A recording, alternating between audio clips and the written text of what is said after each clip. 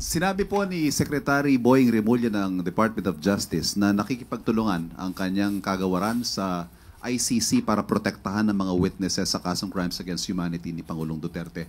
Unang tanong po, ito ba'y may basbas ng Pangulo at ito na ba ang posisyon ng bansa na makikipagtulungan na tayo sa ICC?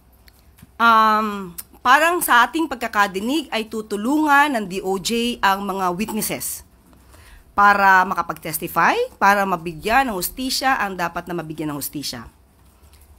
Hindi directly makikipagtulungan sa ICC. But this is upon the request of the ICC.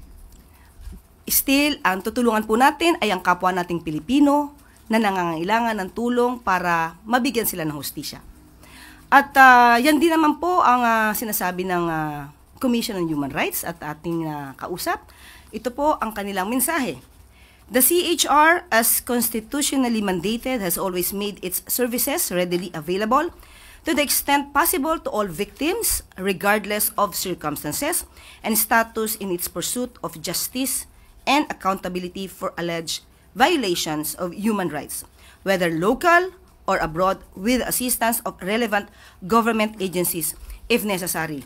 At ayon din naman po sa DOJ, kahit sino pang witnesses, kung ito po ay witnesses ng mga biktima, mapa-ICC man po ito o sa ibang mga pagkakataon, tutulungan pa rin po nila.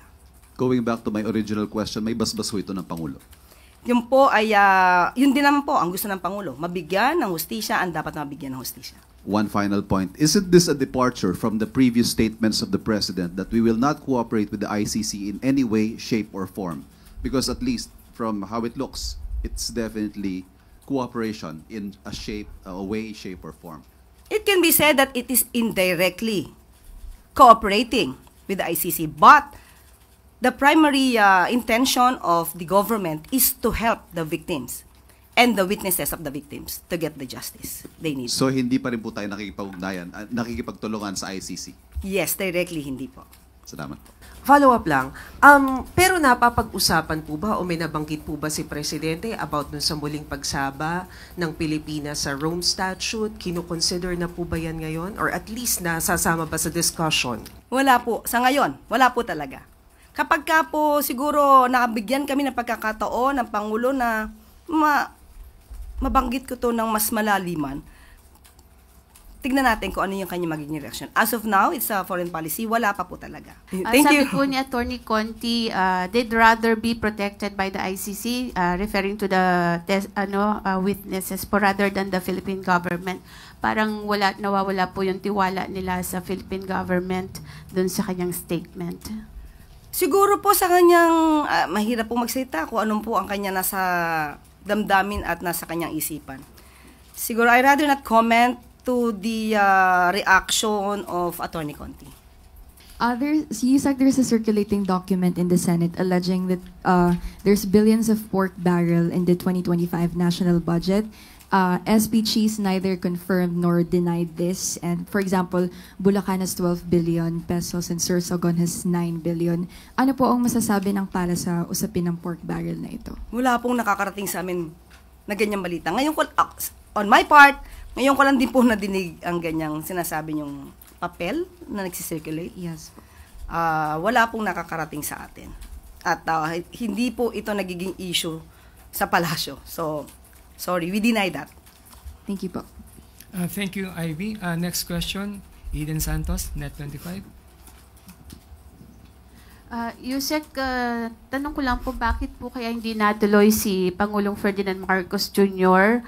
doon sa pagsalubong sa mga OFW from Israel nung Tuesday po? Di ba meron siyang schedule morning pero na-cancel dahil na-delayed yung flight. Dumating po ng gabi yung yung first batch ng OFWs from Israel pero hindi na po nagpunta ang Pangulo. Meron po bang mas mahalagang appointment or activity ang Pangulo that time kaya hindi po siya nakasalubong? Anong oras po ba dumating? Gabi na po. So, most probably, hindi po kasi yan yung naka-schedule sa Pangulo. At kapag ka po kasi ganito, nadidelay po yung flight, hindi po natin kabisado kung ano ang oras ng dating. So, hindi naman po intensyon, kasi 11 o'clock mukhang baka po ang Pangulo na yan ay nagpapahinga at naabisuhan na lang po siya. Siguro marahil ay the following day na po. So hindi po Mga natin alam, 7-something po, Yusek. hindi po kasi natin alam ang tunay na sitwasyon, kaya mahirap po tayong magbigay ng anumang judgment na kung may mahalaga bang ginagawa ang Pangulo para hindi masalubong ang ating mga kababayan na nagmula sa Israel. Kuha lang po ako ng reaction from Malacanang. Nadismaya kasi po ang ilang mga transport group dahil sa di natuloy na fuel subsidy na ibibigay ng gobyerno.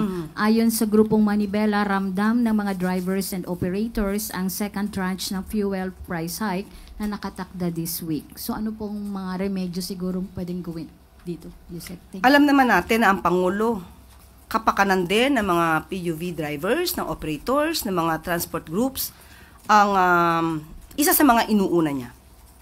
Minsan po nga ay nagpasalamat din po ang ilang transport groups dahil nakikinig ang Pangulo sa kanilang mga panawagan tulad sa pag-increase ng private cars insurance at ang pag-intindi sa sitwasyon ngayon ng PUV modernization program. Yan po ay kanilang ikinatuwa sa mabilis na pag-aksyon ng ating Pangulo at ng gobyerno at ng Secretary Vince Dizon.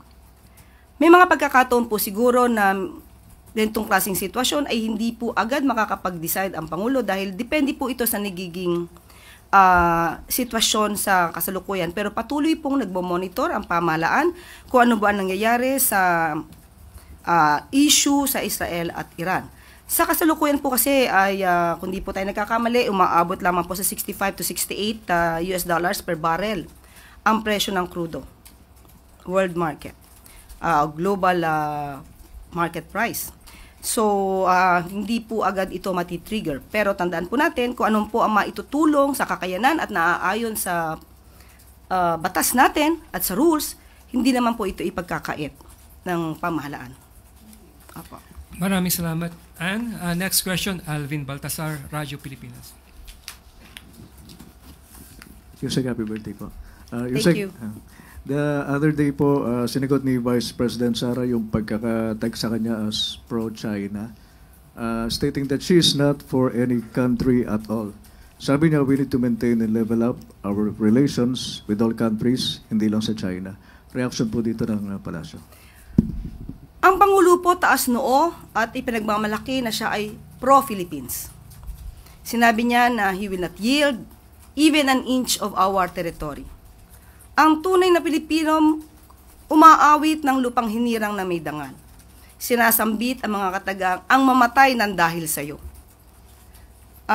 Sabi nga po ni Dr. Jose Rizal, ang hindi marunong magmahal sa sariling wika ay masahol pa sa hayop at malansang isda. Paano pa kaya ang isang Pilipino at isang leader na umaming hindi mahal ang kanyang sariling bansa? Ano kaya ang kanilang amoy? Yun lang po. Maraming salamat, Alvin Baltasar. Next question, Harley Valbuena, PTB4. Happy birthday, Yusek Dear. Thank you. Ma'am, your reaction lang po on VP Sara's statement saying na makaluma daw po ang PNP because of focusing on police visibility in streets rather than using modern technology such as drones, CCTVs, among others. Actually, nadinig nga po natin yan at kinuha ko na rin po talaga ang reaksyon ni PNP chief natin, si General Torre, at ito po ang kanyang mensahe kay sa ating Vice Presidente. We appreciate the Vice President's insight on how we, the PNP, should do our policing so we can be there whenever we are needed by the community. First, we have already incorporated technologies such as drones and CCTVs in our operations. This had enabled us to build a strong foundation for our quick response. Second, the Vice President is welcome to come and visit us. And we are more than happy to show her how important the deployment of our policemen in key areas in our quick response team. Lastly, we respect everyone's opinion on how the PNP should do their job. Of course, we are willing to listen to the opinions which are credible and make sense. So, ayon dito sa ating PNP chief, makinig po tayo ng opinyon sa mga taong may sense.